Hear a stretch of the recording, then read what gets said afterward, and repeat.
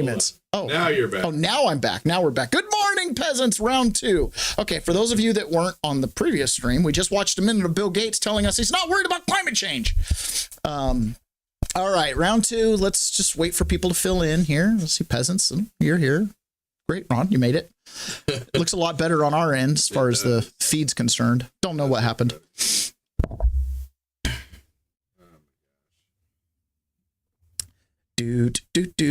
Welcome back, peasants. I don't know if people can see previous messages till they actually get in. Well, I guess we just sit here. Damn it, we lost everybody. Just sit here and hope our friends join us. Someone's came in. Go. Carleets, good morning, everyone. Texas got a cold front last night, and it's in the 50s. Okay, here we 50s. go. That's a heat streak around here right now. Notes. Pony Boy, we're good. Oh, excellent. I was worried we'd never make all those payments. We're never going to get the whole show in installments. Frazier, back. Sound is good, like you're on a different, slower interconnection. No, we just, I don't know, man. This show is a act of blunt force trauma. We are just showing up every day and doing it, okay, regardless of problems. Yep. Yep. It just makes it authentic. That's what I understand, right? Makes it authentic, not AI, as our listener John would remind us. Boy, I just noticed truth really upset most people. Yeah, it's a sticker on my laptop. All right, looks like we got half of the people that were with us before joining us again. We're going to jump back in here to Bill Gates. So in the last show we did 6 minutes ago, we played the first minute of Bill Gates talking about climate change and how basically we don't have to be worried about it. But now he's like, you know, when we're assessing other countries and how to help, we can decide between, you know, giving them vaccines or giving them green carbon stuff. So let's finish this clip. Measles vaccine, or should we do some climate related activity? And if we stop putting all vaccines and that, you know, saved you 0.1 degree, would that be a smart trade-off? That's the kind of question we have to ask. Did he just say we could give you vaccines and lower the temperature? Uh-huh. Are they going to change our thermal radiation or what? How are these things connected? Money. So I'm a climate activist, but I'm also a child survival activist. If you think climate is the only problem and it's apocalyptic. Hey, we're having a child survival conference in India, Bill. Would you like to join us? Oh, you can't go because you killed kids there. I think climate's not real story, by the way. My memo will make no sense to you. You'll be like, oh, no, it should all be climate. Or you'll be like, why are you even still talking about this climate thing? Why do you invest billions of your money into these companies? The middle position that climate is super important, but has to be considered in terms of overall human welfare. I didn't pick that position because it's everybody agrees with it. It's, I think, intellectually the right answer. All right, intellectually the right answer. So we give a little to the supporters, we give a little to the haters, and we just make money all along the way. Yeah. So here is LL Biggers, and she's got a little bit of a commentary about Bill Gates. Now, we're going to get this out. This is big, Ron. This is not a small thing. Okay? This climate change thing. Now, for some of us, we've debunked this years ago, and it's just noise. I have met people who make serious life decisions like sell their house and live in an RV with kids and families because the world's ending. And the kids won't even probably make it to adulthood. I've heard these words come out of their mouth. I've heard words like the world will continue to smolder. Forest fires will get bigger and bigger. You know, I've heard this, and it's like, I'm like, you know, the NOAA report said that like a huge percentage of the sensors don't work, right? Like they're extrapolating made up data. Yeah. Dude, the world is smoldering. Like it's an exercise in nihilism that's hard to comprehend. When you meet, and there are people out there who this is their religion, right? This is how many virgins did you need me to throw in the volcano to stop the sun from shining? You know what I mean? Like it's how many vaccines do we have to give to get the temperature to go down? It's about Al Gore. It's about just as disconnected. Bill Gates has finally admitted that climate doomerism is a mistake after years of saying stuff like this. The world emits over 51 billion tons of greenhouse gases. And as we keep doing that, the consequences for human life will be catastrophic. And time is running out. Bill Gates now says this: climate change will not lead to humanity's demise. People will be able to live and thrive in most places on Earth for the foreseeable future. Climate realists like Judith Curry, Steve Koonin, Michael Schellenberger, Alex Epstein, Roger Pike Jr., and Bjorn Lomborg have been saying this exact thing for years: that climate change is not an existential threat, and that the singular obsession with carbon emissions has distracted us from solving real problems. But those scientists and writers were ostracized. They were censored on social media, protested, and in some cases, pushed out of their jobs. They were mocked as climate deniers for saying the same thing Bill Gates is finally admitting today. I'm glad Bill Gates has come around to common sense. Yes, the planet is warming, but it's not the biggest problem we face, and it's something humans are more than capable of adapting to. We've already adapted to 1.3 degrees of warming over the past 150 years, a period that also happens to be the most prosperous and productive time in human history. I welcome this shift to common sense, even though the climate doomerism Gates helped create has fueled a mental health crisis among young people. Yeah. Half of young people polled by Lancet say they felt sad, anxious, angry, and helpless because Gates has finally... Imagine a situation there that has you feeling sad, helpless, and angry as youth. I mean, we already have a problem with that just with the natural cycle of life. You know what I mean? And now you've created this hopelessness. Like, how do you really stop the oceans from rising, Ron? How can you, as a 21-year-old trying to make your way in the world, really stop the oceans from rising? I guess you just got to start building levees. The challenge with Bill Gates and many of these elites that do this top-down thing and they preach down to the bottom is they don't recognize the needs of the peasants to just feed their family tomorrow. No, it seems like the only thing they're thinking about is money. These guys are looking at 30-year bonds, right? They're looking at long-term. They don't think about the day-to-day. When you tell a young guy, oh, the world's going to end, so, what's the point in buying property near the beach? It's discouraging. And it makes you go, maybe I won't work hard. Maybe I'll be okay with this Amazon delivery job or whatever. I think it's interesting that Bill Gates is even talking at all. He's got a PR problem. Oh, it's going to get worse today, by the way, because there's a criminal referral on him. That's why we're starting this out. No, I need you guys to understand it. This is one story. Okay, this is one story. Yeah. These idiots, I'll just say it. It'll just be pejorative and mean to these people, but these idiots have been stringing you and I along, Ron, our entire lives. Well, when did Al Gore start this nonsense? Back in the early 90s? As soon as he lost the Hanging Chad's case. Yeah, that's right. Like 2001 was telling us that by this time we'd be basically underwater. And the other thing I wanted to say is I don't think that I've seen Bill Gates more than once or twice since he said Epstein died, so stop asking me about him. I took care of the problem. I mean, that was the last clip I saw of him. Yeah.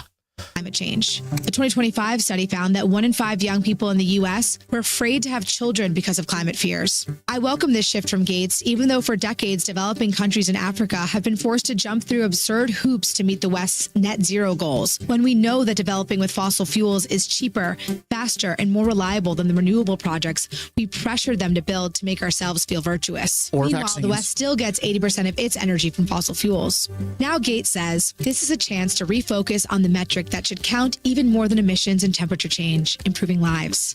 And Bill says we should now focus our international resources on addressing poverty and disease. And I agree. But if he's serious about making things better, it should start with an apology tour. Apologize to the scientists who were punished for speaking the truth. Apologize to the young people who sacrificed their futures because of the fear you helped spread. And apologize to the developing countries that were forced to stay poor, chasing green technologies that don't even work. And apologize to the scientists who you got to dedicate their whole lives to this. And we're wrong.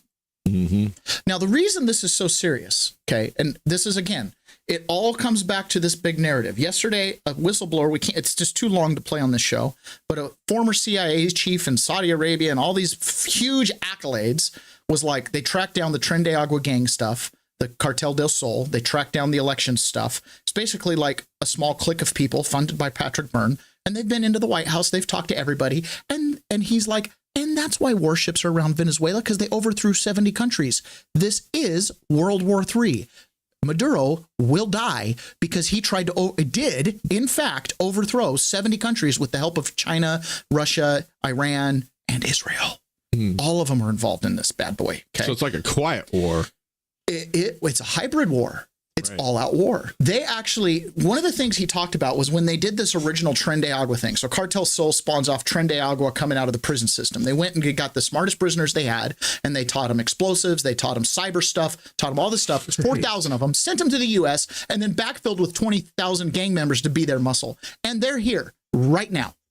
And it's known, and it's like the biggest, dirtiest, like that was the invasion. They sent a platoon into this country through that border mixed in, and they are absolutely trained killers right out of prison. When Trump's like, they dumped out their prisons, their insane asylums, they had an Al-Qaeda style training camps in Venezuela training prisoners how to be insurrectionists inside the United States. And they're all still here. If they haven't been arrested by Tom Holman, I mean, yes. Jeez. Oh, and by the way, that's like the tip of the iceberg. Okay, that's like the tip of the iceberg. So I'm going to play this clip. This is from Anita Dunn. I need you guys to understand what we're dealing with here, because there's some things that we dismiss. I often think of my dad when I visualize this. My dad is one of those, and he's on here, right? He's watching probably quietly in the background as he works. And my dad is one of those people that's just going to kind of trust the institutions. He's going to trust the military. He's going to trust law enforcement officers. There's a respect for authority, a respect for the badge, a respect for the title, a respect for the position. Which there should be. What if I told you the people who hold those positions are taking advice from people like this? This is Anita Dunn. Who's Anita Dunn? Anita Dunn worked in the Obama administration from 2009 to 2010. Okay. She served as the acting White House communications director, overseeing measures during early years of Obama's presidency. She worked on the 2008 Obama campaign as a senior advisor, directing communications, policy, and research operations. She worked in the Biden administration from 2021 to 24 as a senior advisor to President Joe Biden, and two stints in August and 21, May to 22 to August 24, focusing on communication strategy and overall White House operations. She also advised the Biden-Harris 2020 campaign on messaging, debate, and strategy, contributing to their victory. Earlier roles, she's worked for Senator Tom Daschle, Bill Bradley, and all these other guys. But here's the thing. She's never held a position. She's not a bureaucrat. She's an advisor, but she advises presidents. You know, it would be interesting to see who she admires as political philosophers and kind of how she tries to model her stuff after. And then the third lesson and tip actually come from two of my favorite political philosophers, Mao Zedong and Mother Teresa. All right, guys. What did Mao Zedong have to offer you? There's one quote I quote from him often that says, all political power comes from the barrel of a gun, essentially saying the warlord wins. Okay. And that's her favorite political philosopher, the woman who advises presidents. Oh, man. Not often coupled with each other. You think? But the two people that I turn to most Whoa. to basically deliver a simple point, which is, you're going to make choices. You're going to challenge. You're going to say, why not? You're going to. So what she's leading into here, imagine a situation where someone comes to a president like Obama and he's like, hey, I want to bomb this civilian with a drone. And they're like, I don't know if the Constitution's going to allow you to do that. Or he's like, hey, I'd like to force people into commercial activity by making them buy healthcare. I don't know. In America, I don't know if you can force commercial activity. I mean, you can regulate it once they're in it, but I don't know if you can force it. Imagine a president who's like, hey, I'm going to totally do this weaponized government thing and use FISA courts illegally. And I'll even empower my CIA to change emails to make people look guilty when they're not. I don't know. Constitution. Well, someone like Anita Dunn might look at him and go, Barack, you just have to make choices. Figure out how to do things that have never been done before. But here's the deal. These are your choices. They are no one else's. In 1947, when Mao Zedong was being challenged within his own party, we're buffering. Sorry, guys. Hopefully you're not getting sound in installments, just the video in installments. Let's do a little refresh here. This is fascinating, isn't it, Ron? It's kind of good to go back and see this and be like, wow, so the president's top advisor was a huge fan of Mao Zedong? Well, no wonder they locked us down during COVID. What year was this? These are your choices. They are no one else's. In 1947, when Mao Zedong was being challenged within his own party on his plan to basically take China over, Chiang Kai-shek and the nationalist Chinese held the cities. They had the army. They had the Air Force. They had everything on their side. And people said, how can you win? How can you do this? How can you do this? Against all of the odds against you. And Mao Zedong said, you fight your war and I'll fight mine. And that's basically what China said to us after the Gulf War. I don't know if you know this. They sent a big analysis to go watch the war. China had observers watching the whole Gulf War I, all 78 hours of blaze and fury. Norman Schwarzkopf. And they come back and they wrote white papers, and these white papers are all published. This is like common stuff. And they said, we can never beat the foreign devils. They're way too technologically advanced. They're heroes. They're shock and awe was shock working. and awe, technology, not going to do it. So they adopted what was called an all-of-state warfare version, which was, we're going to go economic, we're going to go diplomatic, we're going to go counterintelligence, we're going to go infrastructure. The intent is to never fire a shot, to try to beat you without ever firing a single shot, right? You worry about your war, United States. Go ahead, build your planes. They're irrelevant when there's cyber. Go ahead, build your battleships. They're irrelevant with drones. Go ahead, build your missile defense systems. Not going to hurt our low altitude gliders, right? And on top of that, what are you going to do about Fang Fang Bang Bang, right? Because Fang Fang Bang Bang's out there, and you've got some other prominent politicians that we just found out in the last few weeks that are married to Chinese double agents. And it's like, so what do you do about that marriage? What if he really loves her?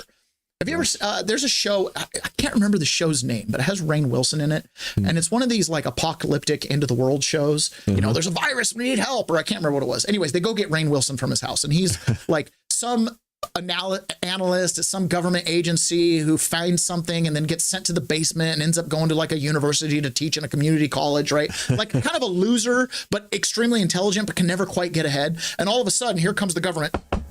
We need you to come save the day. And he's like, oh my gosh, really? It's my time, finally. All this intelligence. And his wife in the background starts like firing off shots and trying to fight these agents that are here to recruit him. Turns out she's a double agent. They've been married 20 years. They got 2 kids. He's like, ah! That stuff actually does happen. When you have Mao Zedong as your hero, do you think you're opposed to a Red Sparrow program? You think you're opposed to a starvation campaign? Probably not. Probably not. Probably not. Now, we've got this situation up in New York with Mandami, right? And we have a real problem here because, again, we've found ourselves in a position where you have no good options. Mandami apparently has a little bit of an immigration problem, a la Ilhan Omar. Oh, boy. Next Tuesday, a week from now, with Mandami winning, you're going to have a Marxist jihadist, a Ugandan citizen, and he's going to rebrand the Democratic Party. You have been at the forefront. By the way, yes, the Democrat Party is dead, but there's a new party called the Democrat Socialists of America. It's a problem. And quite frankly, we weren't paying attention. Saying, hey, why is this guy from Uganda even eligible to run in New York? You're not so sure he's an American citizen. Am I correct in that? Yeah, I mean, when you look, I mean, literally, I have a copy of like the forms that you would fill out. And if you don't fully disclose in your naturalization forms, your past associations, anti-American leanings, et cetera, they can revoke your citizenship. And I think the DOJ needs to look into this. And I think there's, although it's in the kind of the 11th hour, I think there is the opportunity to review his status, to look at his forms, to see that he was actually aligned with a communist Marxist organization that's very anti-American that would have disqualified him from being a citizen. Therefore, they could revoke it and send his butt back to Uganda. I mean, this is, I sounded the warning back in June, and I'm saying, hey, we've got a last second shot here to save the city of New York. This is going to be disastrous. Let's be honest. He's talking about free. He's going to tax the rich. Guess what? The rich are going to move out of New York. They're going to move to Florida. They're going to move to Tennessee. They're going to move to Texas. We're going to be the beneficiaries of all that investment wealth. Meanwhile, the New Yorkers are going to be left holding the bill. So you've got 2 weeks to deport the guy running for mayor. Oh, what a great position to be in. Oh, yeah. No, I mean, if this guy wasn't running for mayor, he probably would be on a list for deportation. But because he's running for mayor, that almost creates political cover. And here's why it creates political cover, because he right now is the face of a movement that's been brewing behind the scenes. We played a video the other day about 2014, kind of leading up to this. It's the Democrat Socialists of America. And by the way, coming to a city near you, they are running 1,000 candidates. You've heard of Zohran Mamdani, the charismatic socialist who's running for New York City mayor. Behind Mamdani's success stands the Democratic Socialists of America, or DSA, a group that molded his campaign from the very beginning. I decided I had to join DSA. The DSA has become a pro-Hamas, anti-American group that supports some of the most dangerous ideologies and figures in modern history.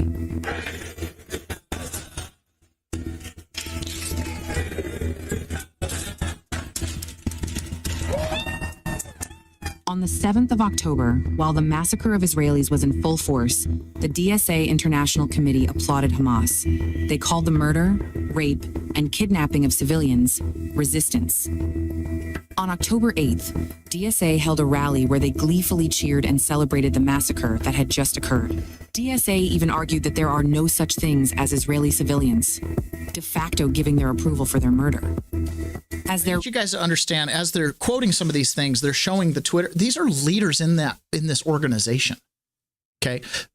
When your political hero is Mao Zedong, that, by the way, is no different than being like, I really admire some of the work Hitler did. Mm-hmm. Some of the stuff that Stalin accomplished was quite impressive. Mm-hmm. What are you talking about? The Jews can't be worth the squeeze there. The cost can't be worth the price. 20 million Russians, 25 to 40 million Chinese, plus another 450 million aborted babies. Like, really? Really? Oh, but I mean, look, he's got these cities with no one living in them. Look, he's got this dam that wobbles every time it rains because they use tofu concrete. I mean, holy smokes, what a great thing. Radicalization intensified, the DSA Liberation Caucus openly endorsed the brutal murder of a young couple outside the Jewish Museum in D.C., calling for the murderer to be freed. Referring to his actions as righteous and justified, DSA members mocked and celebrated the assassination of Charlie Kirk.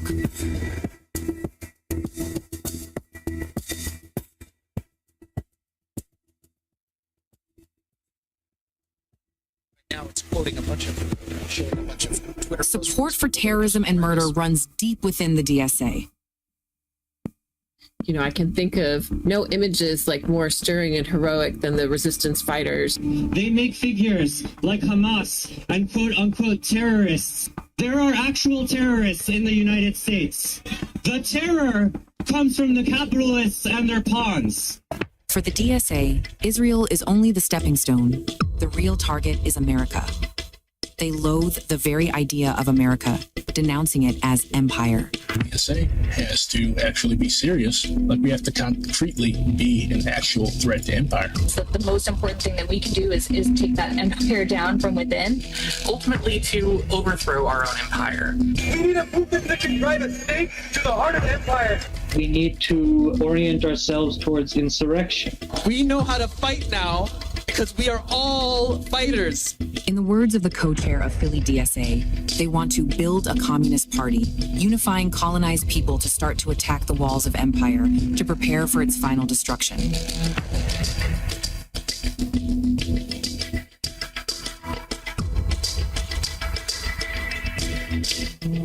This is the organization behind Zohran Mamdani. These are the people who put him on the map. All of his top advisors align with the ideology of the movement, and they are laying the groundwork to elect more DSA politicians and eventually take over the Democratic Party. We collaborated with the Zohran Mamdani campaign. We wrote the platform with him. He comes out of our membership organization. We can have people like Zohran all over the country. We can run 1,000 Zohrans across the country. The DSA made Mamdani. Don't let them destroy America. Ron, you're over there looking pretty dour. I'm still looking that way, probably. I don't know what the frick to do anymore. Oh my gosh. Have we lost America? No, absolutely not. Okay, good. Because MAGA's a step ahead of these folks. That's the only thing I have to say. Okay, MAGA's a step ahead of these folks. It's just really depressing for me to watch these people that just have this outlook that has zero hope. I don't understand how they think, I guess. I just don't get it. Here's the thing. World leaders, they're thinking along this lines, right? They don't have a problem with communist China. How do you get in a situation where a Mao Zedong acolyte could be advising a president, right? Here's why. Here's World Economic Forum, Klaus Schwab himself. At the same time, we are witnessing rapid technological advances with many opportunities. and with artificial intelligence rapidly transforming our production and our lives. And breakthroughs from the fourth industrial revolution provide new opportunities for global prosperity and growth. All those factors will have a profound impact on the future of humanity, provided we are able to work together. To drive the work together problem. That's the work together problem. Sounds great until you start going down the Mao Zedong route of what work together means, right? Right. Now, Halpern reminds us that in New York, we've got a couple things. The poly market, the betting markets are showing Mandami basically running away with this. But when you look at the betting markets, so the betting markets are based off people looking at polls. What do we know about polls? They're rough, right? Well, the betting markets are being driven by large bets placed out of the Middle East, I think Saudi Arabia or somewhere like that, and China. So they're swaying the betting market odds because they've got huge whale bets. Okay, this happened with Kamala Harris, by the way. There was someone out there betting like, $400 million on her winning that changed the entire betting odds market, right? How many 20-year-olds have to go put down a bet at $20 or $100 or $1,000? I'm a big roller for a political bet. Has to offset a bet like that, right? So Mark Halpern is saying, they keep all these betting markets are based on polls, but the polls, if you notice, nobody is talking about internal polling. Yeah. It's one thing to have a Quinnipiac or CNN poll, but internal polling apparently is showing this race a little tighter than you'd think. Tuesday's races. First, New York Times reports that the Democratic Senate gubernatorial candidates, Cheryl and Spanberger, are going to host a joint online event. I don't know. Is this to raise money? Or it's just a kind of a get out the vote event. This is tomorrow. They will appear together, hoping to generate Democratic campaign volunteers and voters, says the New York Times. That's interesting. And then in the New York City mayor's race, I'll just say this. The reason everybody says the race is over is because of polls. No one who's saying the race is over has access to private, turn out the vote data or early, there's not enough early vote yet. Like, it's all based on and the betting markets, which are based on the polls. That's it. So if you assume that polls can be wrong, you shouldn't be saying the race is over necessarily. And stuff continues to happen. Yesterday, Mandami got caught in a lie that got a fair amount of attention. And here's the wood of the New York Post. 113. 1 week to save New York. Every vote counts to stop socialist takeover. Cuomo cuts Mandami's lead. There's a new public poll that shows the lead down to 10. And then there's the story about him allegedly lying about his aunt, who wasn't his aunt. Or in the United States during 9/11. Quick from both of you on all three. Or ever wearing a hijab. Dan already mentioned Democrats are worried about turnout. Sean, any thoughts you have on New Jersey? So basically, right, you've got this.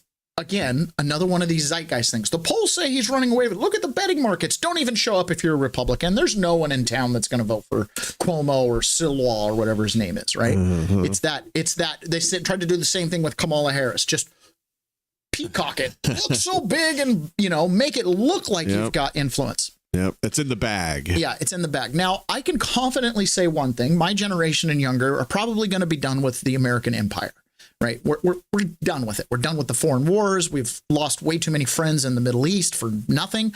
Okay. So there's definitely, without any kind of doubts, a populist surge, not just here in the United States, but really around the world. It's this idea of, hey, we can't fix other people's problems until we fix our own neighborhoods. Okay. So Richard Barris, who's the People's Pollster, he was on with War Room talking about what we're going to get in the future. We're getting a populist revolution, whether we like it or not. The difference is, are we getting a DSA revolution or are we getting a MAGA revolution? The inflation, though, is under 3%. I understand, and we used to say this around Biden, it's cumulative, so it hasn't been solved yet. What are people? And by the way, what is a MAGA independent? Define that for the audience. Go back to that chart. Yeah. When I look at a MAGA independent, what's the definition of that? So we you can read into MAGA independent, DSA independent. There are people who will not vote for Chuck Schumer that are Democrats. They're farther left than Schumer, but they'll show up for Mandami. Mandami might carry a down ballot across the line, right? Because he's that equivalent to a MAGA candidate, equivalent to a Donald Trump. There are obviously independents who voted for Donald Trump, but there really is a section of independents. They don't vote that much at all. And in the Trump era, they have come out for Donald Trump, or maybe they're even newer. Maybe they just came out for him in 24. They don't vote for Republicans. It's very difficult to get them to vote for Republicans. By the way, look at a state like Michigan. Mike Rogers lost because he did not do as well with independents as Donald Trump. There is this group of the public, and sometimes they'll even say they're a Republican, but if you look at the registration, they're not. And we call them Trump or bust, right? But the part that's independent is, a gauge that we follow closely, because this is really the difference between Trump's margin everywhere and Republicans down ballot. It's why Mike Rogers lost the Senate race in Michigan. It's why McCormick barely won in Pennsylvania while Donald Trump just coasted. So these voters, which a lot of people are trying to tell me now don't exist, it's unbelievable. The sole focus of the Republican Party is to convince these voters, or should be, to convince these voters that they are becoming more like Donald Trump. Not that Marco Rubio is having fun with his donors and foreign policy and meddling with everything and making Donald Trump more like the Republican Party. The Republican Party's brand before Donald Trump was dust. It was nothing. The party was crippled. It was a dying brand, Steve. He revived it. And the party has got to get on board with this idea that you can't win without these voters. You will never perform like Donald Trump. Even in a state like Texas, for instance, he does much better with independents and he does much better with non-whites. They redrew that entire map to be based off of Donald Trump's performance. Well, you didn't perform like that. So we opened up this can of worms, and I get that, and it's fine. But you can't expect down ballot to perform like Trump because they don't trust the party the way that they trust him. Abby Phillips, there was a longer clip of this where he goes, you're getting populism. The question is, are you getting it from the left or the right? He's like, both party. And there's, again, it was a longer clip. He went into I pulled the wrong one. Put in the shorter clip thinking it would give me what I want. But he basically he goes on to say, you're getting one or the other, right? You're going to get populism on the left, Mondami, the DSA, and all that they've sown, they're going to start reaping. And you're going to get populism on the right, MAGA. The Democrat Party, which we spend days and people are, they're dead. They got nothing, no leadership. That's not the party that's the problem. It's the DSA. Everybody thought the Democrats were saying the Republicans are dead. They're disheveled. Republicans never, they've been dead for a long time. But MAGA was ascending, right? MAGA carried Trump through January 6th when the Republicans abandoned him. The Democrats are abandoning Democrats because Biden and dementia and blah, blah, blah, blah, blah. So who are they going to?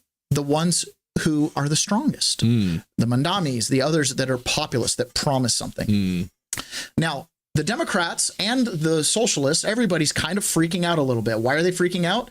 Because Trump is sending election monitors, federal monitors, to California, Illinois, and some of these places that are having elections. They're freaking out. They're worried, things have been changing in the election arena. There's going to be eyes watching. Oh, man. The Serbia closet may or may not be working, right? Now, Democrats will freak out. Moderate Republicans will freak out. But the far left and the far right populist parties, they reap the benefits of this. This is the reality. There might be enough DSA voters to legitimately and fairly win a New York election. Ugh. So you can't just write it off. If we fix the elections, we'd vote really good people. Ron, if we walked around Seattle and took a straw poll, we might actually find 55% of the people supported Harris legitimately. Right? You're only as good as the information you have. And some people have certain priorities. They actually do want the social safety net. And I'm okay to pay into it, whatever. So here is Mike Davis on with Steve Bannon, basically saying just that. They're freaking out because they're not going to be able to cheat at elections. Mike Davis, I want you to address this first because you got Mark Elias, all the usual suspects. They're freaking out, and the Atlantic's going to have this massive, I think, not just the cover story, but I think the whole magazine's turn to how Trump is going to steal the 2026 election. Sir, I want to do that before I tee up the blockbuster news today. Both the Oversight Committee on the Autopen scandal crisis, right? I think one of the deepest scandals in American history, plus Jim Jordan in the Arctic frost. They picked up the baton from Senator Grassley. So it's a huge day for these lawbreakers in these radical Democrats. But start first with your response to David Graham and the people of the Atlantic that are absolutely freaking out already about the midterm election, sir. Well, they're freaking out because why? Because the illegal aliens can no longer vote in these elections for Democrats. They can't mass mail ballots out to old voter lists and then get rid of signature verification. The Trump Justice Department, led by Pam Bondi and Harmeet Dillon, are actually monitoring these elections. You have Republican states actually using power like Democrats have done for decades and redistricting, redrawing these House seats. Or maybe, just maybe, the American people are finally waking up to the fact that today's Democrat Party is a clown car of Marxist losers and their so-called victims. And so maybe, just maybe, the American people have had enough with these left policies. Maybe we have, or maybe we're missing completely the target rich environment that's created. Populists of the left and the right are going to be successful. There's a clip that I don't think I pulled it, but Abby Phillips was talking on the Charlemagne the God show, and she's like, Trump isn't a very good Republican because he did a place where you can go and buy pharmaceuticals in like an online marketplace, and that's a Bernie Sanders idea, and Trump just did it. And then she rattled off like 3 or 4 things that were like Bernie Sanders proposals for decades, and Trump just did it. And she's like, so and she was trying to like be like, I'm surprised that the left hasn't been more excited and compromising and like, because their policies are what Trump's implementing. Don't the Republicans realize that? Well, that's why old school Republicans hate Trump, is because he's a populist, right? And they're all globalists, bottom line capitalists. And so she's like, why doesn't he get credit? I was like, because they have TDS, because they're not trying to fix problems and implement policy. No. They're making a Mao Zedong play for power. That's what you have to recognize here. Mao Zedong didn't give a crap about the Chinese people. He didn't. He cared about power. The rhetoric of caring about the people, that's just to get you elected. That's just to create buy-in and consent.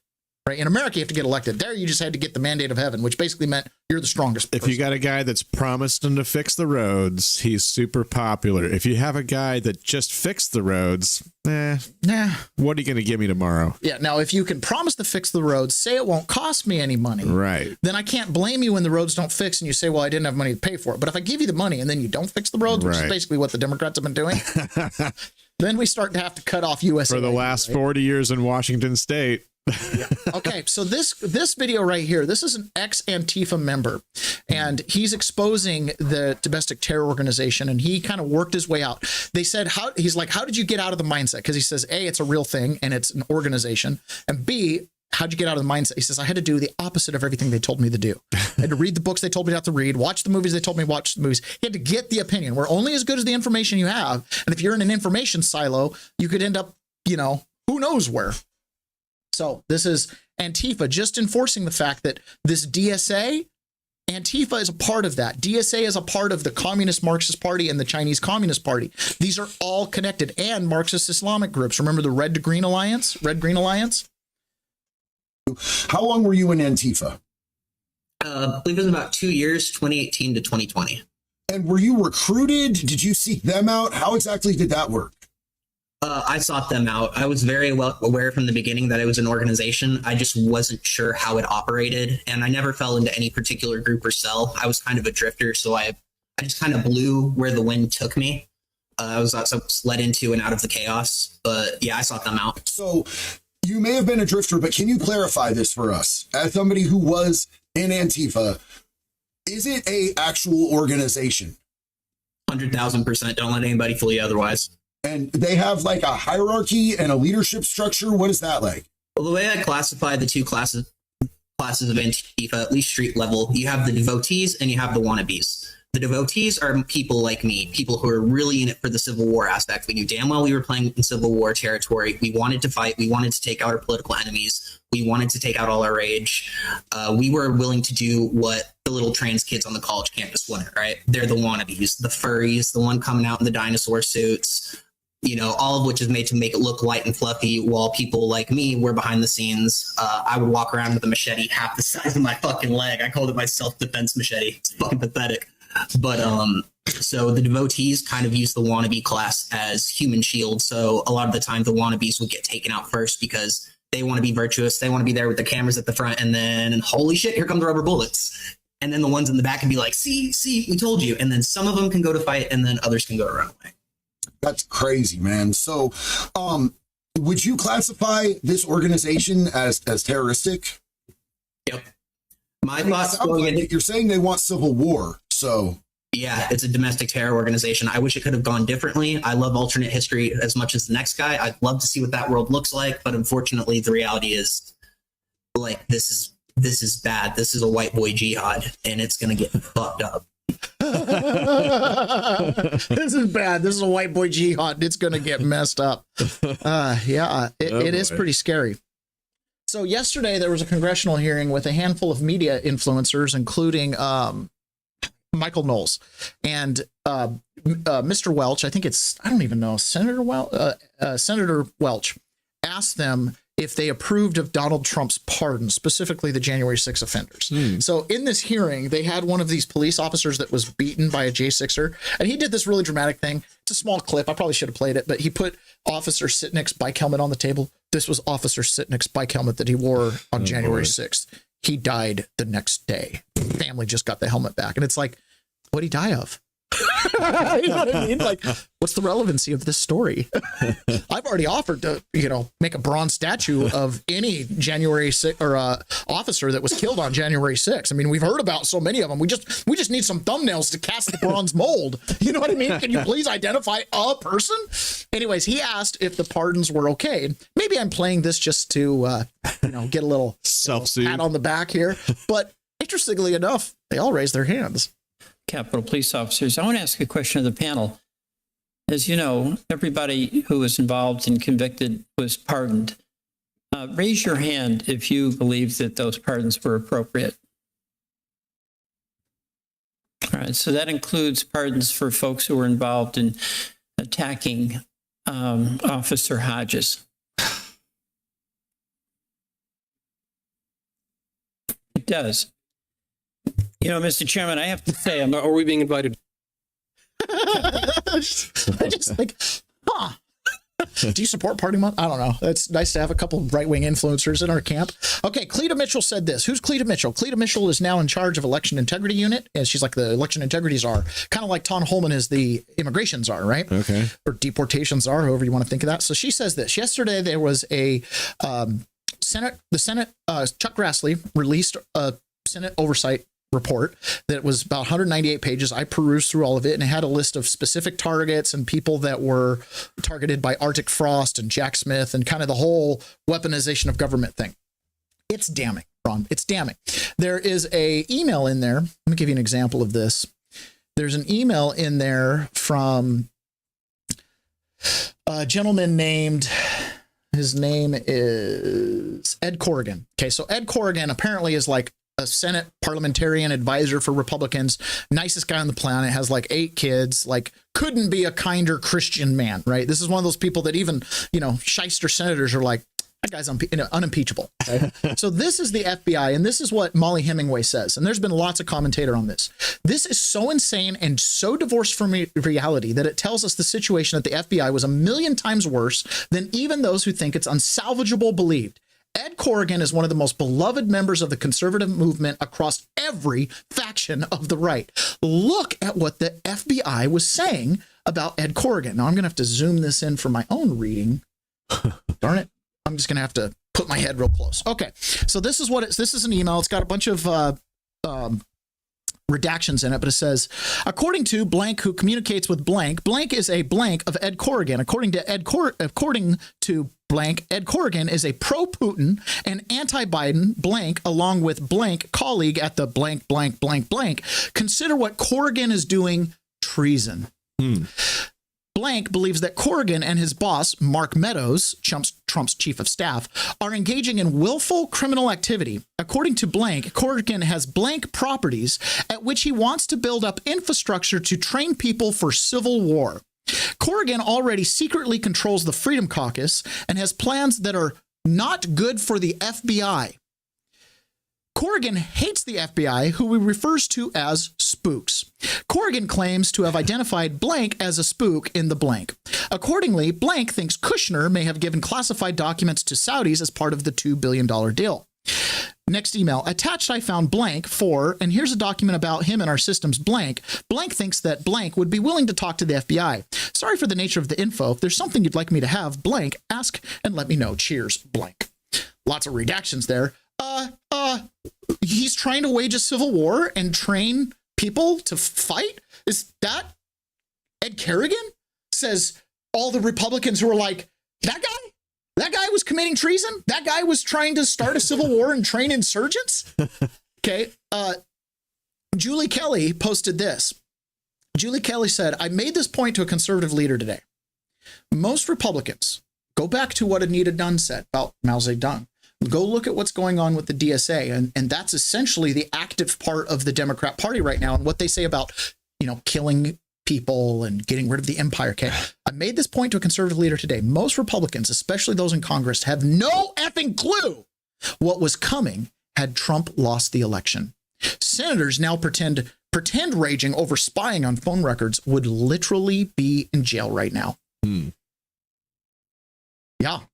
So Cleta, who I started reading this, she says, all right, kids, here it is.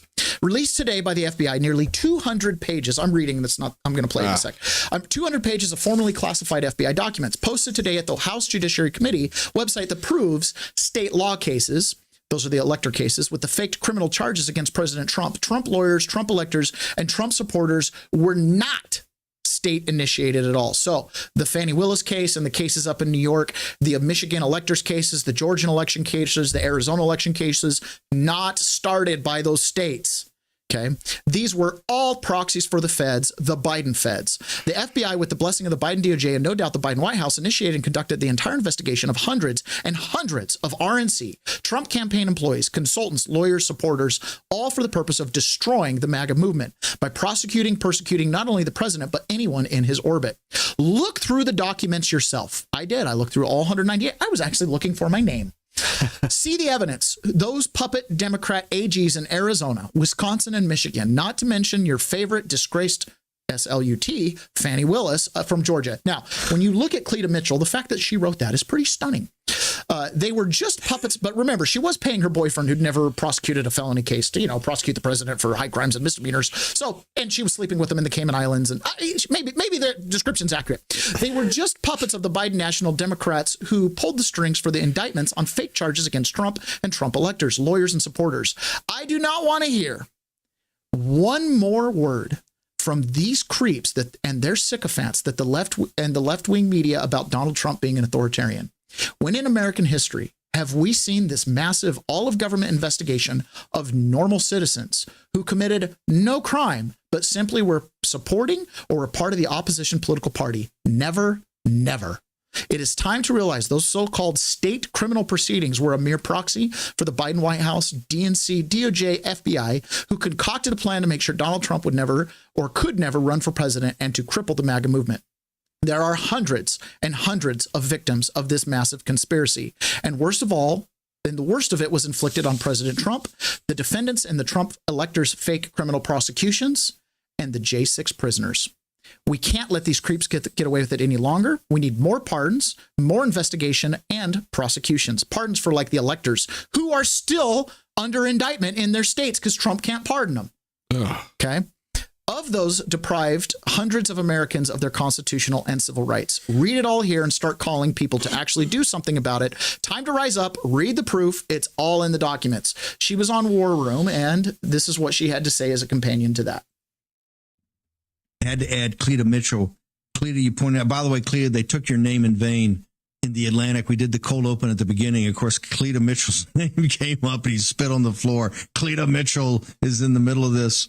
So the left is going crazy. We got about 90 seconds here. I'm going to hold you through the break. You've got breaking news coming off the documents the FBI gave to the to Chairman Jordan today. What are your insights on this? Just in a nutshell, Steve, you know that there are criminal defendants, victims who are still under criminal indictment in 5 states: Georgia, Arizona, Nevada, Wisconsin. Now, the Michigan judge dismissed the case against the Trump electors. But remember, these were filed as state proceedings. These documents show today all of those indictments, that entire persecution, conspiracy against President Trump, his lawyers, his supporters, his electors. all orchestrated by the FBI, the Biden DOJ, and the Biden White House. They're the ones that did all of it. Those patsy Democrat AGs in Arizona, Nevada, Michigan, and Wisconsin, and our favorite slut in Fannie Willis in Georgia, they were all acting at the behest as proxies for the Biden DOJ. These are not state proceedings. These are charges that were brought, concocted by the Biden White House and by the DOJ, and it's by the documents today. This is not shocking. Can we go back in time? When it happened in real time, and we're like, hey, I think this is a problem. Meanwhile, I'm going to jail. Right, You know what I right. mean? It's like, Exactly. hey, I think this election might have some shenanigans. No, they didn't. As soon as I'm out of jail. Okay, so the election had some shenanigans. We even have the receipts. Republicans, they're going to cheat. Hold on, I thought you said that you couldn't cheat in elections. They were totally well, not when Donald Trump's in charge. Oh, do you know there's some levers of powers that can be manipulated? Okay. Don't you have TDS yet? Yeah, don't you have you not been infected? Yeah. Okay, now we get back to Bill Gates. Oh. So Bill Gates had a little letter written from Charles Grassley to the DOJ asking, or actually it's to Mark Sussman, Chief Executive Officer of the Gates Foundation.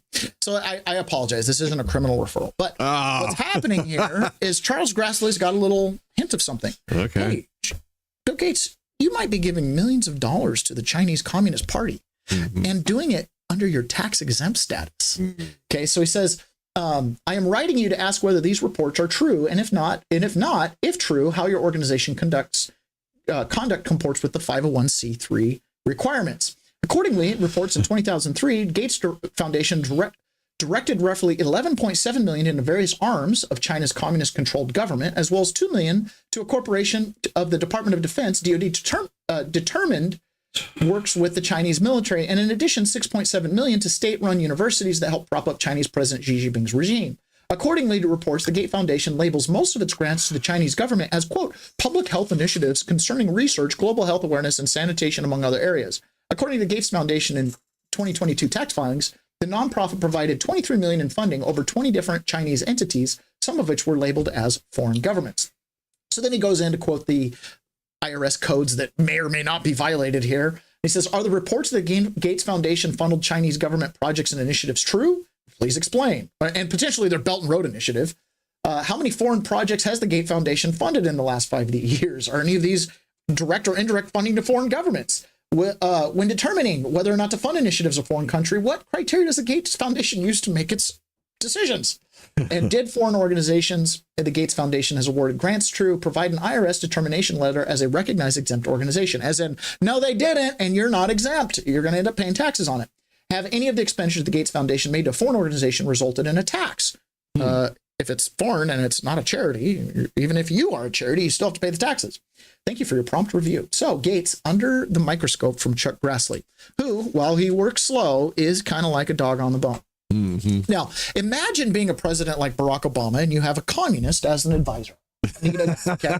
And you're like, hey, I need to juice these job numbers for the upcoming election. What would the communist maybe advise a president to do to juice jobs numbers? What do you think they would do?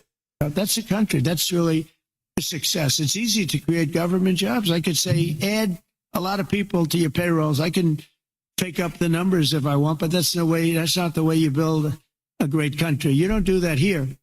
And that's not the way, but it's a good way to show good numbers, I'll tell you. You just tell everybody, hire a lot of people. That's what they used to do under the Biden administration, under Barack Hussein Obama. You had, they'd say, hire a lot of people so we can make our numbers look good. I do the opposite. And we have real numbers. These are real numbers. There's truly no better time to invest in the USA. Yeah. So, if you're a communist and you just need to provide jobs for your peasant, animal farm workers, you might have construction workers. I have nice construction job. What do? I build high-rise apartments for nobody. What do? I make trinkets. Do you sell all the trinkets? No, ship them over to empty warehouse, fill up warehouse, spare parts galore, like it's a jobs program. How do you think you get to a point in Pennsylvania where the federal government is the #1 employer? I would understand the District of Columbia, but the Pennsylvania? And the number 2 being the state? Hey, have you ever considered politicians and people who run the place are buying your vote by giving you a job with no value add? If you're in a government job, you're not making the country money, you're costing the country money. Yeah. Is there an exception to that? Do we have a for-profit? Does the United States Postal Service make a profit? Is there any element of the U.S. government that turns a legit profit prior to Trump's, tariff regimes and some of his more modern machinations? Well, no. Federal Reserve's not a real department, so. Ron, we're subsidizing the number 1, at least, possibly depending on how federal grants work, and probably the number 2 state employer in Pennsylvania with our tax dollars. We're funding the whole empire, bro. Bro, we should join Antifa and see the end of it once and for all. Yeah. Okay. Now, Trump, despite best efforts, is trying to keep the lights on. Literally, he's trying to make daylight savings permanent. But Tom Cotton came in and swept it away and blocked the bill making daylight savings permanent. And his attitude is this. He says, if permanent daylight savings times becomes law of the land, it will make the winter dark and dismal for millions of Americans. For many Arkansans, permanent daylight savings time would mean the sun wouldn't rise till after 8 or even 8:30 during the dead of winter. The sun rises when the sun rises, dude. The sun rises when the sun rises. All the farmers know that. Yes. And they're usually not doing a lot of work in mid-January. You know what I'm saying? Now, if you're a school kid, hey, have you considered pushing back the school bus time? Or do we really... I get it. I grew up with the daylight savings, standard time. I get it. But when I go to Arizona, it just seems so easy. Or Hawaii, the clock never changes. You know what I mean? I lived in Brazil for 2 years. No daylight savings there. It worked out fine. You know what people did? It was crazy, Ron. They woke up when the sun came up. What? Yeah, I know. It was wild. And then when the sun went down, life slowed down. It was weird. How the circadian rhythm takes over. The parties are really missing out here, and the new parties should grab onto this and run with it, because there's a lot of people out there that this is a hot button topic. You could probably hotter than abortion. Yeah, you could probably win a national election. Yes. Yeah. Now, you got to recognize a lot of these politicians, why is Tom Cotton really blocking? I mean, you're basically making an L for Donald Trump. An L on your forehead, right? It's an L. A professional blocker. It's an L for Donald Trump. We had another L yesterday for Donald Trump. 52 senators voted to end the tariffs on Brazil, end the emergency order against Brazil. Now, it's got to go to the House, probably isn't going to get done, but why would they? First of all, if it can't get passed, what kind of symbolic loss are you handing Donald Trump? Here's the problem. Right, here's the problem. Not all Republicans are MAGA, and we have to understand this, just like not all Democrats are Democrat Socialists of America. Right. Now, do they pander? Yes. Yeah. Do you see Chuck Schumer pandering to the Democrat Socialists of America? Maybe Chuck Schumer would love to work with Donald Trump on these pharmaceutical things. It's flailing in an attempt to retain power. Or go look at Chuck Schumer's quotes on illegal immigration and Medicaid fraud. How is Donald Trump not his favorite president ever? I'll tell you how, because even in our own party, we have this problem. Just 2 days ago, we played a clip from Wesley Hunt, and I was like, oh, look, Wesley Hunt, he supports the president, and look, he supports the J6ers and blah, blah, blah. Well, turns out that support is a little ne'er-do-well. This is the behind the mask. This is what most of our quote-unquote Republican heroes actually say and think. President Trump just didn't get it right from a tone, from a leadership standpoint. John McCain is gone.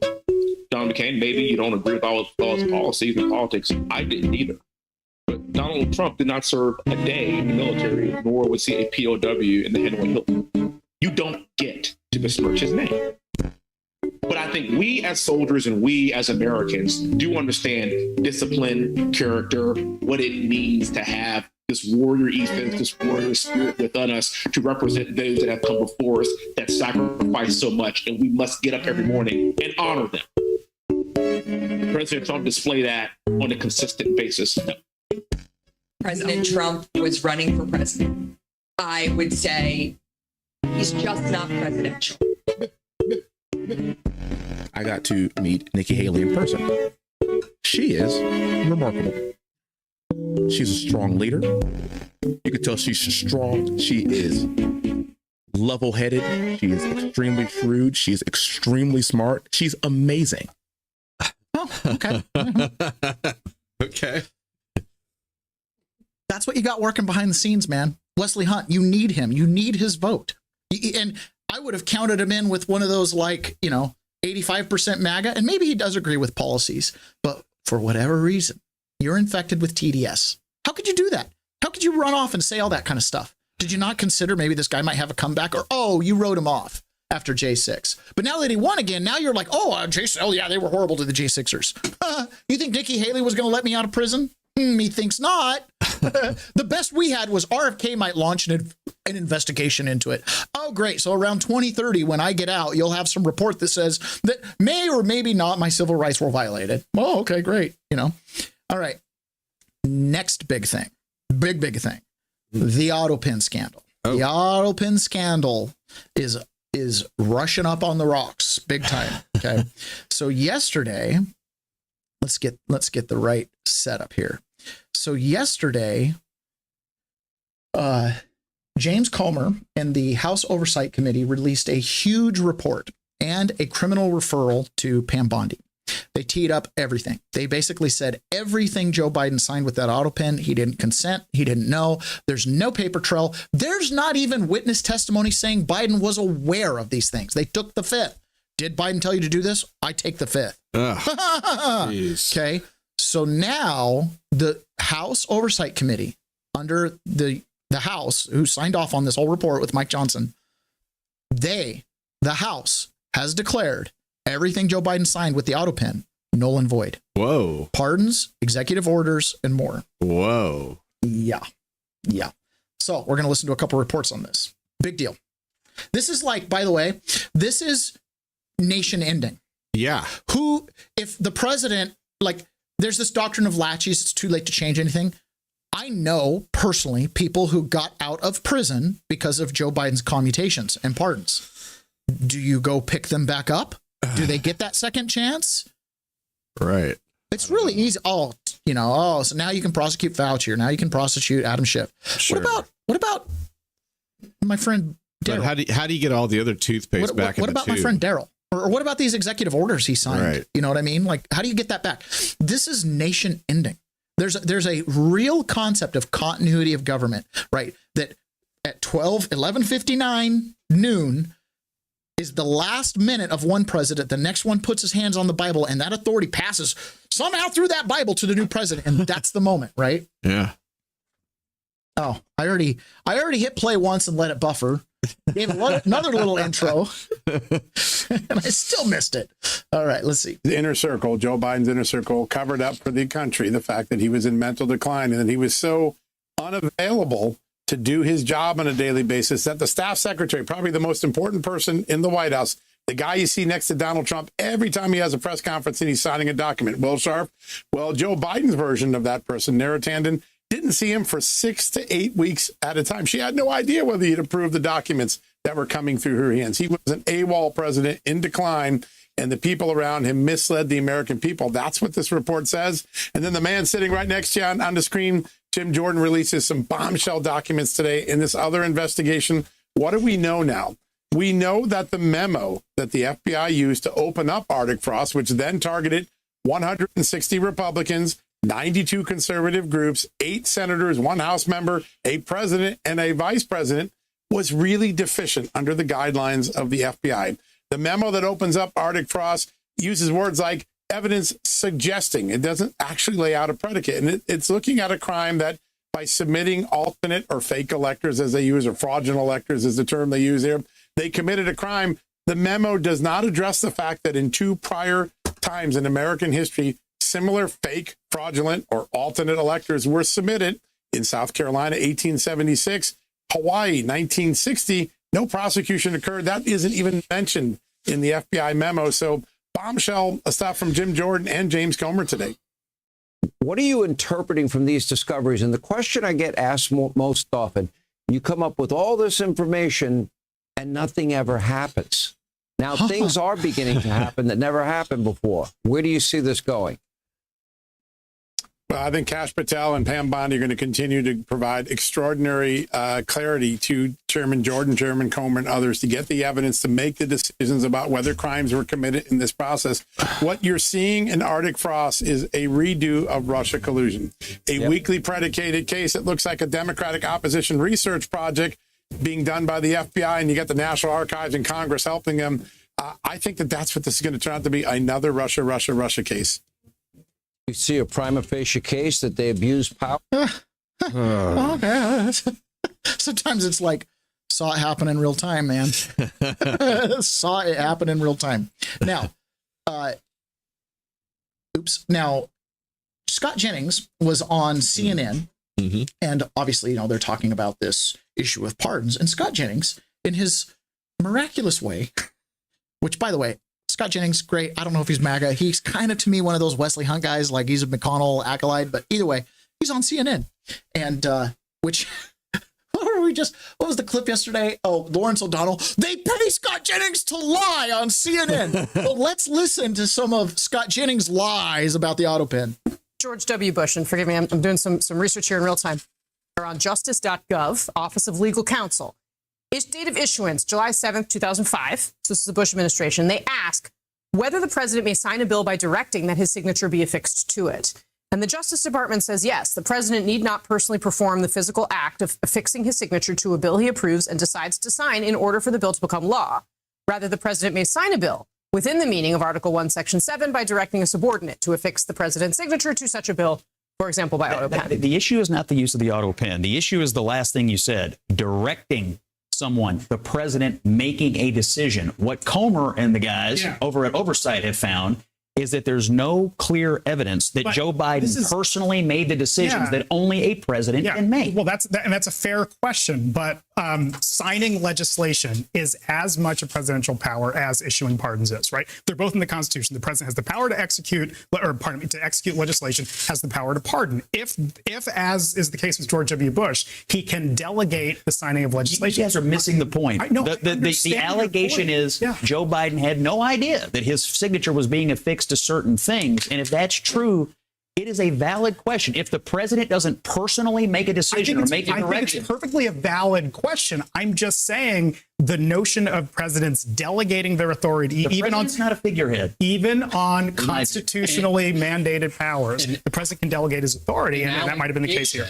An allegation that you say there's no there's no evidence that supports that allegation.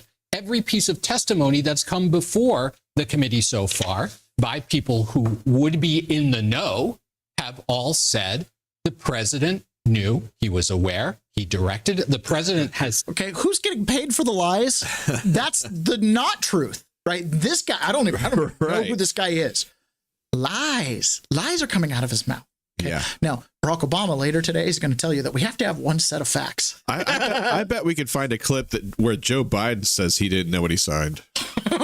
Since then, put it in front of that he was aware and he knew and he directed. Yeah, and so we were talking about this. We were talking about this in the break. I mean, one thing that could be done is you call the president and people around him to testify to explain his level of knowledge. My point is they did that. I think every power. Okay, we can't listen anymore. They did that. That's the point. CNN has missed the whole plot.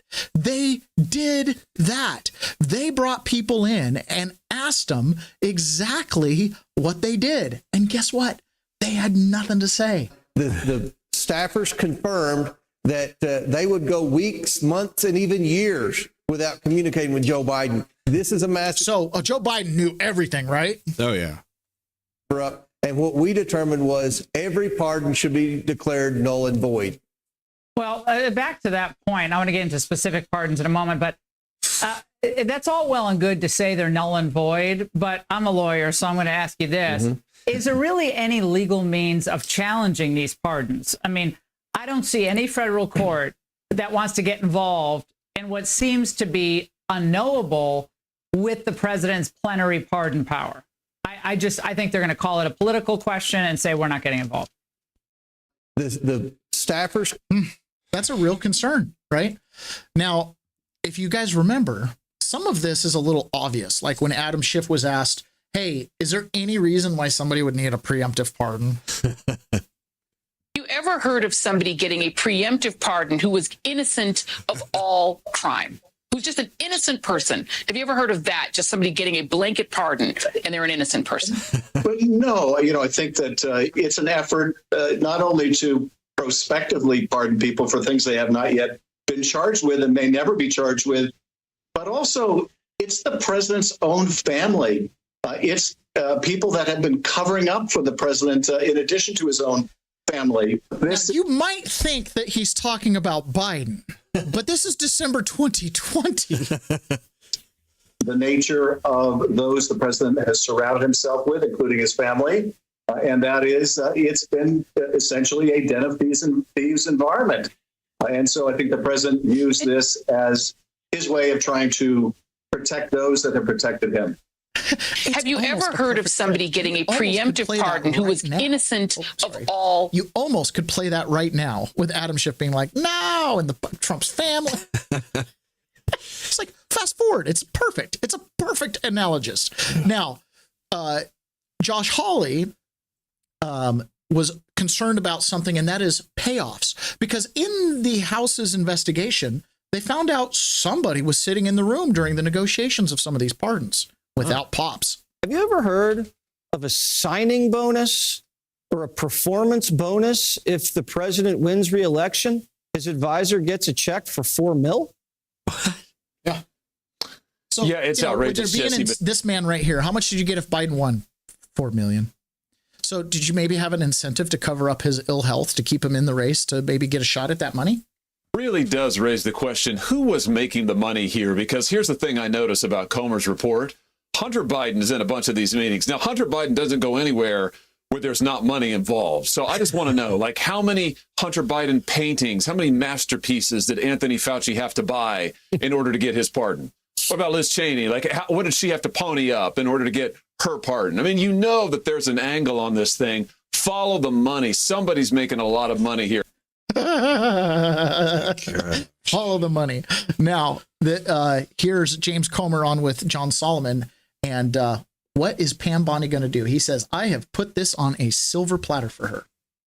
I think that the DOJ needs to take this and run. John, we've handed this to Pam Bondi on a silver platter. Yep, we've done all the heavy lifting. We've done the depositions. We've combed through the emails. I mean, this is the hard, tedious work of an investigation. Now it's up to her to bring these people in. If there's anything in the report that's inaccurate, if there's anything in the deposition that we reported that are mischaracterized, now here's your opportunity to try to defend the other position. If not, then the report is 100% accurate and the pardons need to be declared null and void immediately.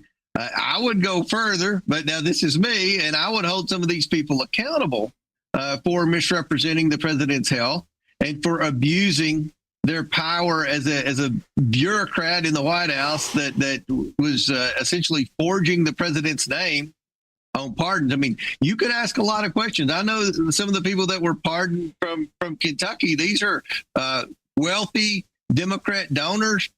We heard from Jeff Zients that Hunter Biden was in the room where the decision making was taking place on the pardon. Look, I don't think we need to say any more on this show about Hunter Biden being in the room with pardons when people have the potential to maybe be paying for pardons. We didn't go that route. We just tried to investigate the autopin and the president's health and mental fitness. But I think the Department of Justice could go a lot further. I mean, to have Hunter Biden in the room talking about any pardons, I mean, that's pretty bad in itself. But a guy that we proved, John, and you all have reported on many times, was taking money from our adversaries around the world, peddling access for his father's position as vice president of the United States. Having him in the room when you're issuing thousands of pardons with the autopin, I mean, that's suspicious in itself. Where's it going to go, Ron? Where are we going to go with this? Are we going to see people, or 2,000 people who've had sentences commuted rounded up? Are we going to see death row inmates put back on death row instead of just in max security wherever at Colorado, wherever they're at, right? Are we? What? I'm so glad the president signed my pardon on live TV in front of millions of people, right? I'm so glad that it was done publicly with his own hand after he swore in. And I didn't pay for it, by the way. I'm sure we could get rid of the footage with some AI technology, you know. All backdated and stuff. Oh, my goodness. Now, back to Mandami. Because this is serious, right? This guy may or may not, unless Tom Holman gets a set of something to take out a mayoral candidate and deport him back to Uganda, right? If we don't, this is what we have coming. So then the best case scenario there is that we get Cuomo back and there's a mandate for him to kill more people. And Cuomo's he's the number one bad governor. I know. There's no good options here. I know. There's no good options here, which brings me to I got no good options here. Mandami here is going to present an idea that Israel is behind the NYC's police brutality. Okay. I don't want to be pro-Israel. I don't want to take the opposite stance of him just cuz, right? But at the same time, I don't want to be pro-Hamas. I don't want to pick between these two bad options. The importance for me of international solidarity is that it takes me out of the American political landscape and reminds me just how tame some of the things are that I'm actually calling for. True. And it reminds me of the necessity of grounding ourselves in struggles as opposed to the fights around the struggles. For anyone to care about these issues, we have to make them hyperlocal. We have to make clear that when the boot of the NYPD is on your neck, it's been laced by the IDF.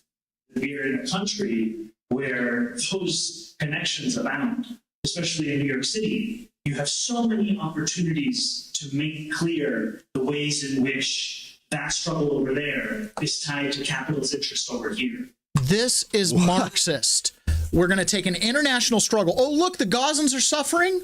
And you're suffering too, black welfare mom? Yes, you're in the struggle together. But listen to him manufacturing a lie. It's a lie. He's manufacturing. The IDF is lacing up the boots of NYC cops. Yeah. And when their boot is on your neck, it's really an IDF soldiers. Right. Yeah. If your hero is Mao Zedong, whose hero was, by the way, Stalin, Marx, the whole cast of characters from the Russian Revolution, which Marx wasn't, he was German, right? He didn't even go to Russia. I mean, maybe he made a trip there one time, right? This is it. It's the uniting of the worker class that the factory worker can get in bed with the farmer, can get, like, there's the forgotten man. This is common, like populism, right? And then he's saying their struggle is our struggle. The struggle for someone trying to get liberty in Gaza is the same as you. I used to think Washington State was the craziest state in the nation, but now I think New York is taking it. Washington was always kind of a quiet crazy. New York is definitely in your face crazy. Sure seems like it. What's the craziest state in the nation right now? I mean, California's running for it. I'd put New York up there, and it's not even New York broadly, it's New York City, right? Because it kind of has a nation state feel to it. Kind of like Seattle. It's its own thing, yeah. Right? I mean, Seattle is different than Tacoma. Yep. Both gutter, garbage, yucky cities, but they're different, right? They got a different underbelly. Go easy. Seattle feels like, to be homeless in Seattle, you got to have some resources and means. You can kind of schlum around Tacoma, okay? Now, so here you've got Mandami, who's clearly got the Red-Green Alliance. He's got support from Islamic Marxists and Antifa, and very likely the Communist Party of China. I don't even know if I have to say very likely. I'm pretty sure the connections are there. Now, here you've got some left-wing influencers who are having a discussion about taking money from Israel. So something that came up a couple weeks ago was a lot of these conservatives that make pro-Israel posts, they get paid $7,000 per post. Oof. Okay. But it comes with strings attached. You got to take the trip to Israel. You got to do the whole thing. So the old Harris advisor here, I can't remember her name off the top of my head, and Ann Kasparian is on with this Israeli influencer. She's American, but she does the Israel influencer thing, and they're confronting her about this. Taking $7,000 per post. I know I've seen that happen a lot with you, Emily, and you're also at that meeting with influencers. So what's the reality of the situation? I'll speak on behalf of myself and honestly on behalf of the government a little bit here, the Israeli government. They target influencers who agree with the cause and then recruit us for meetings like what you saw with Bibi for messaging. With that being said, I can safely say the government's not funding any influencer. With all due respect, I don't think it's completely accurate to say that influencers aren't getting paid, because let me tell you, by the government, they offer that money to me, and I sent you that exact email, let me pull it up. The Consulate General of Israel, wrote me an email offering to pay me to go to Israel. They would pay all my expenses and also pay me. And then they offered to give me a spot for my guest. I shot that down. I declined because it didn't sit right with me.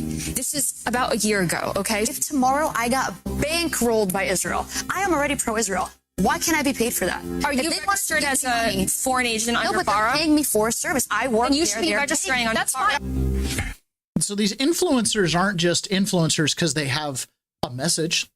I kind of fill in that camp. I just have a message. I just have something that I think's worth yelling into a microphone every morning about, right? Literally nobody's paying us yet. I mean, we haven't found anybody that wanted to give us $7,000. I mean, but I shouldn't say literally. A couple of you guys have done Rumble rants and buy me a coffees, and we've made a couple $100 from our Rumble views. But none of those people told you what to say, nor paid for a free trip to a foreign country. Right? I mean, does anybody thought that Tim Waltz paid for all of his trips to China on his own? I don't know a lot of people who've been to China 30 times. They didn't work for some engineering conglomerate out of China. You know what I'm saying?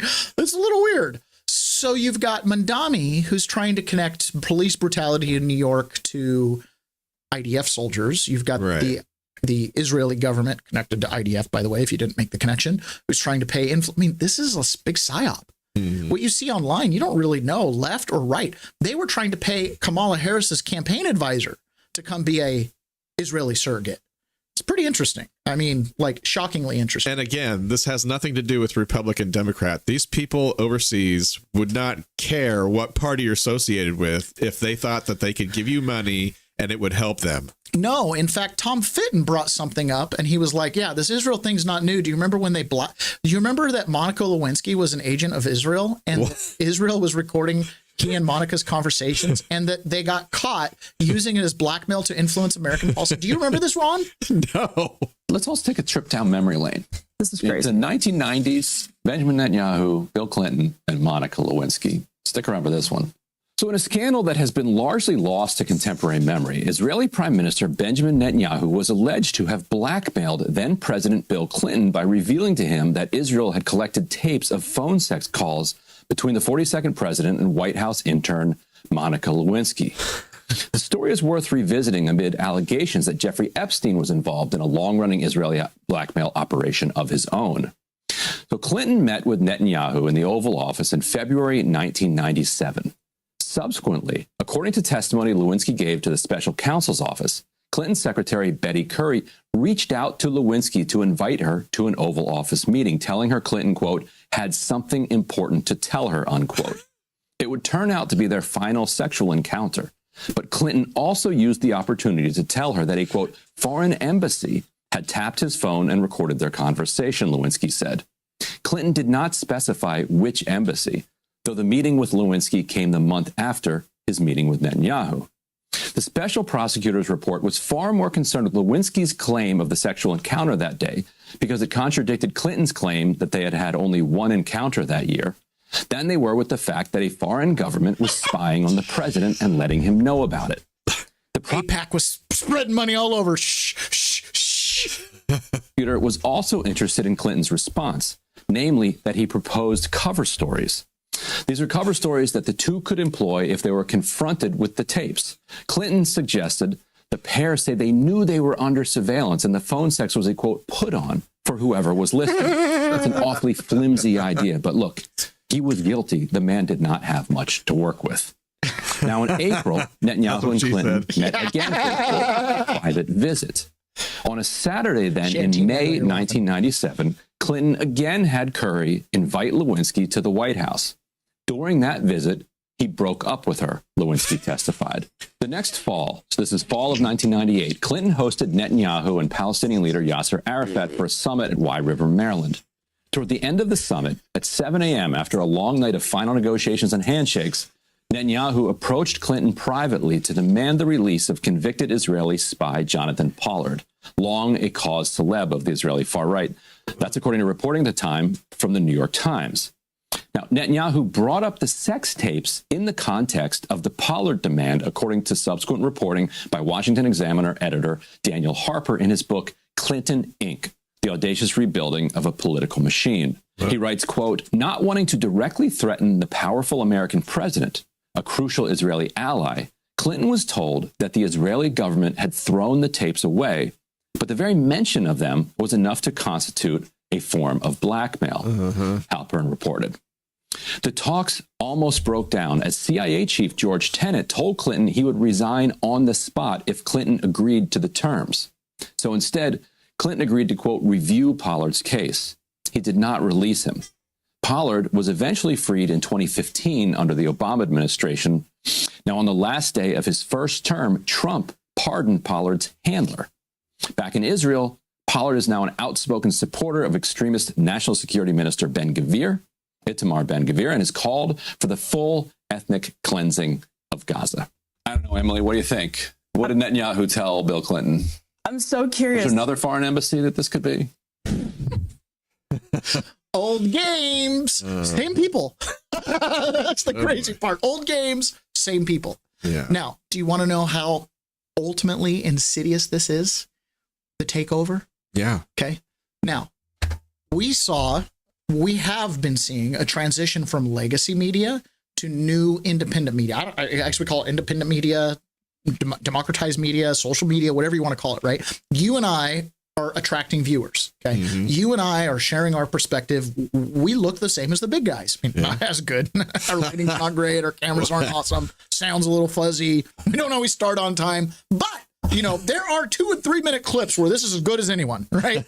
And we're pretty handsome. People say they like my smile. So the takeover, right? If you're one of these governments that has long mastered the art of influence and blackmail and psyoping and all that kind of stuff, you just have a new tool. You have a new set of people to go after. No longer do you need Walter Cronkite, and no longer do you need Ed Lawrence and Rachel Maddow. Now you need the people that are podcasting, the people that don't show up on TV, you know, the people the boomers don't even know exist. So this is Jimmy Dore offering a little critique of Megyn Kelly. Now, on the right-wing side of things, in the conservative MAGA ecosphere, blogosphere, potosphere, whatever you want to call it, you've got divisions, right? Candace Owens has kind of gone on this huge Charlie Kirk assassination conspiracy theory. Sure. Bridget Macron is a woman or a man or whatever she is or is not, right? Kind of gotten out there. And Megyn Kelly, right? She's had a huge amount of success. I mean, she's very much rising in the charts, one of the top shows. Sure. You've got Bannon, you've got others, okay? Yep. Well, slowly but surely, these different influencers, whether they've earned it or whether it's been kind of created for them, are being bought up. And how does that look? Let me show you what it looks like when someone gets bought. If it buffers. Here we go. We'll just hit a little refresh. We'll get it. Here is Megyn Kelly being asked about the Charlie Kirk investigation. And let's just watch as she uses the wisdom of Solomon to cut this baby in half so that nobody is happy. Let's watch. Now, let's talk about the Candace Owens of it all. Okay. I love her, and I really do feel like there's potentially truth to what she's saying. What do you think? Is there something nefarious going on? Are you talking about Charlie's murder? So I don't listen to Candace's show, but I don't listen to Candace, so I'm not familiar with her opinion. I am 100% convinced that Charlie was killed by Tyler Robinson, a crazed leftist who murdered him because he didn't like Charlie's messaging on the trans issue. Boo. That is my belief after having talked to the people at Turning Point, the FBI, the security team that was on the ground, and many others. So all the people that Candace is saying are compromised, and the FBI who, I mean, come on, really? Really, Megyn? Well, now I trust them. Really? You think Kash Patel's out there knocking doors? You think he's the guy that you need to, be worried about trusting? All right. So I trust the FBI because they told me so too. Okay. Don't know her opinion. Don't even know. Well, she also said she talked to Turning Point. Who, if you listen to Candace, I mean, she's like, yeah, problems. You know that whole Israel problem? What was Charlie saying in the last 5 and 6 weeks of his life? Right. He was literally afraid of his life. From who? Israel and Antifa, and he didn't know what was going on. Okay, so there's two. I've come to that with a good faith basis, and I have nothing that would shake me from it. I don't. My opinion can't be changed. I'm set in my ways. I trust the FBI. I trust Turning Point. And oh, by the way, but I haven't reviewed any of the evidence. And so I won't, because I won't be changed from my opinion. Right. Huh. Anybody asking questions, and I understand the controversy around where she's gone with it, but I think it's really kind of a matter of your preference for your broadcaster. Oh. And, Candace is many people's cup of tea, and she's not other people's, and I'm the same. And I haven't responded well to people demanding that I try to police her speech, because that's a leftist thing. It's not a right thing. So if she's not for you, that's fine. But if she is, that's fine too. And what she says about this particular matter, look, I just give her a lot of grace, because I know she's suffering. I know she really loved him. Okay. And I think this has been very hard on people who actually knew Charlie and really loved him. Thank you. Oh, and she's suffering from grief and mental illness. So there's no real reason to go listen to what she's saying, because it's just a sad woman talking, someone who lost their friend. Right. Okay. That seems pretty clear. We're not going to explore this any further. Candace might be a little sad. It might be in her sads, might be saying things she's going to regret later. And I trust the FBI and Turning Point, the ones that she is accusing of maybe being involved. Pretty open and shut. By the way, there was a video released yesterday. Do you know how many people in that crowd were dressed like Tyler Robinson? Same outfit? Everything, like top to bottom. It kind of explains why you have security footage with one color backpack and a different color backpack and then a different variation of a hat. But you can't really tell because the glare. They're different people. Why do some of the faces have slight variations? They basically went to what looks like the local ROTC and said, everybody between 120 and 130 line up. Here's your red shirt, blue jeans. Everybody walk in different spots and get on every camera you can possibly get. And you jump off the roof. That's what it looks like. That is. Does Julie Kelly or does Megyn Kelly address that? No. Let's explore a little deeper. So there you go. Megyn Kelly has talked to everyone who's been lying about this and proven to be liars, and they assured her that Tyler Robinson did it. There's nothing that changed my mind. He's guilty, and he will be prosecuted. My favorite. And one more thing, she doesn't listen or watch to prominent people who have amassed a wealth of evidence undercutting that story that she believes in. But she knows that Candace is wrong because Candace is sad. Yeah, well, I mean, Megyn don't want to get hit next. So she knows where bread's buttered. So there's Megyn Kelly sounding like Don Lemon. And I know she's smarter than Don Lemon. I know she's actually smart. So what Megyn Kelly's doing there is not being honest. And I don't want to say she's a full-blown liar, but she's lying right there. Because there's no way in hell she actually believes the bullshit story that has been told. There's no way. There's no way. Do you really think that he went up there and Tyler Robinson on his own went up there and took that gun apart? Have you seen videos of people trying to take that gun, disassemble the gun, and then reassemble the gun? So he went up there, assembled the gun. Do you know how long it takes someone who's an expert to doing that? A long time. A long time. Yeah, we can skip that. This is not a breakdown gun, by the way. No. After they then after he shoots him, he disassembles the gun. You know how long that takes? Someone who knows exactly what they're doing and is a highly trained professional with that gun. It takes them well over a minute. And that's without the adrenaline pumping through their body. Now, what you got to look at here is this. Did you catch this? I knew it happened, but I kind of missed it as far as its impact. Fox acquires Red Seat Ventures, home to Megyn Kelly and other Fox News alumni. Whoa. So Fox is now buying out the big podcast. Megyn Kelly has a huge Red Seat Ventures, hosts 3 or 4 very large podcasts, including hers, and now it's a Fox production. Oh. So Fox has their own podcast world, right? That's where Jimmy Fallon is, Fox Across America, and now you got Megyn Kelly at Red Seat Ventures, another Murdoch creation. Huh. Interesting. So now we're back to the same old game where it's the same corporate payers that pay people like Scott Jennings to lie, or what's this? Not Bill Pick one. Sean Hannity to tell you that I never bought into the Russian collusion, but you did, right? Oh yeah. This is insidious. We got to pay attention to this, right? Trump wants to return to where good news is good news. And I think that'd be nice. We're going to go back to the way it used to be. When we announce good news, the stock markets are going to go up. And that's the way it should be. And we're going to really ride that very hard. And when we announce good news, we're not going to have a Fed that's going to raise interest rates because they're worried about inflation in 3 years from now or something. When we announce good news, we want the stock market to go up, not to go down. And although that does create an incentive to announce fake good news. I'm just saying. Abby Phillips, this is the clip I was telling you about on Charlemagne the God. Abby Phillips begrudgingly kind of has to admit here, maybe Trump does deserve some credit on some stuff. When you look at what Trump is doing as president, in a way, he's challenging capitalism. He's putting tariffs on countries indiscriminately just because he wants to, making the case that he's doing it for Americans. He is taking government stakes in private companies. That's a Bernie Sanders idea, by the way. He is creating a government website where people can shop around for prescription drugs, another Bernie Sanders idea.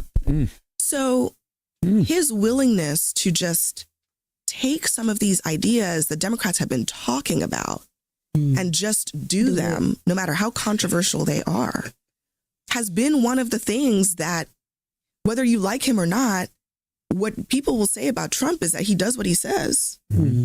And I think that Democrats, one of the big problems that they have is that voters don't think they're going to do what they say. That's a fact. They say all the right things, but they don't think they're going to do what they say. And so whether it's challenging, you can call it challenging capitalism or challenging whatever, voters want to know that you're willing to buck the system for them. And I think Trump does that right now in a way that really shakes people up and makes people really mad. But that is also why a lot of voters, whether they like him or not, they will describe him as effective. I'll describe him as effective. You know how effective is it? He is? He's teaching us something that we maybe haven't recognized on our own. Did you know we didn't need Canada, Ron? Tremendous tariff on lumber and things as such. And yet we don't need their lumber. We have more lumber than they do. We don't need Canada's lumber. So what I'm doing is I'll be signing an executive order freeing up our forests so that we're allowed to take down trees and make a lot of money and then reharvest trees. Also, we're cutting fire divides. Fire divide is a 50-yard to 70-yard swath where the trees can't, it's long enough so trees don't burn forever until you can get them out. And those trees can be sold and made a lot of money with. So, but we'll be doing that. We don't need trees from Canada. We don't need cars from Canada. We don't need energy from Canada. We don't need anything from Canada. So where we can be self-sustaining, which is in most things. Look, we have more oil and gas than anybody. Our forests are massive forests. We're just not allowed to use them because of the environmental lunatics that stopped us. So I'm going to be freeing that up very shortly so that we don't have to go to other countries to buy lumber. Why should we be buying lumber from other countries, paying tariffs, paying big prices, extraordinary prices, and we have lumber. We have the best lumber. Go ahead. I bet domestically, Canada is like, we hate these guys who ran that ad. So the Chinese have been following Trump around the Canadians have been following Trump around all over Asia, trying to get a meeting with him, keep snubbing him. And so Trump actually truthed out, I'm going to South Korea, not to meet with the Canadians. I will not be meeting with them in South Korea. Oh, and by the way, we're not buying your lumber. Oh, and by the way, tariffs are going up. Canada can't survive on its own. Okay, they can't. So can we trade with the EU? Can we trade with China? But we're not really set up with the infrastructure, and all that trade has to go through the United States anyways. And they're in actual trouble here. So when Trump's like, we're gonna buy our own lumber, Canada, you have a short window of time because he just spoke in a very simple language that even a lumberjack could understand. Okay, if we start logging our own lumber, you guys are in serious trouble. It's not just like, oh yeah, no, we'll get rid of these lumber jobs that we just started. No, Make a deal fast, guys. Make a deal fast.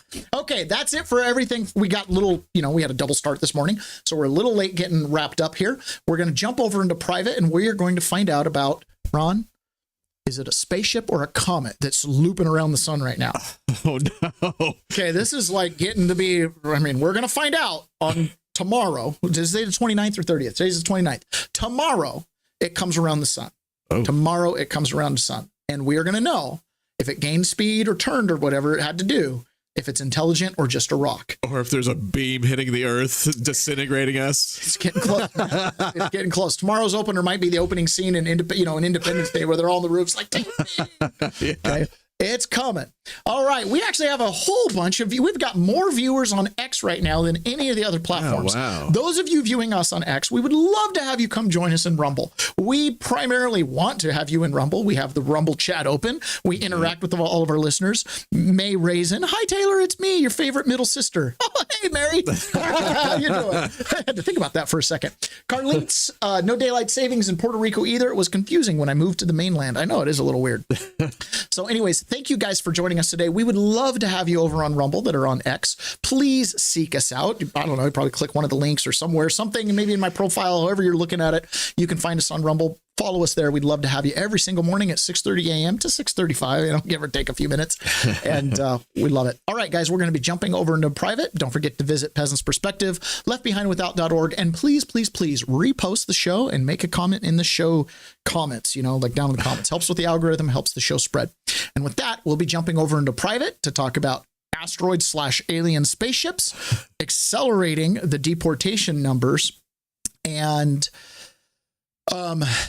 a PhD in economies is going to be talking about what happens if the shutdown continues to 2027. Could get fun. All right.